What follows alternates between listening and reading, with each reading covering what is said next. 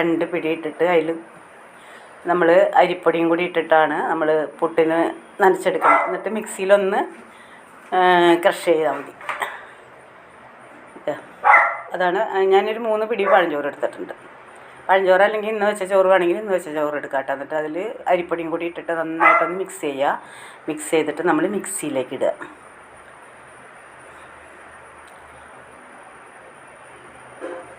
അത് കഴിഞ്ഞിട്ട് നമ്മളത് മിക്സിയിലേക്ക് അങ്ങ് ഇട്ടാൽ മതി. മിക്സിയിലേക്ക് ഇട്ട് നമുക്ക് ഒന്ന് ക്രഷ്ഡ്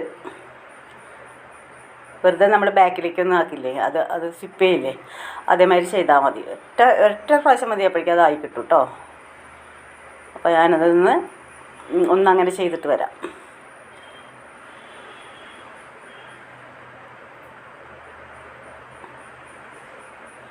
അപ്പോൾ 1 മിനിറ്റ് കഴിഞ്ഞാൽ, 1 മിനിറ്റല്ല, ഒന്നിങ്ങനെ ഇതായി കഴിയുമ്പോൾ നമുക്ക്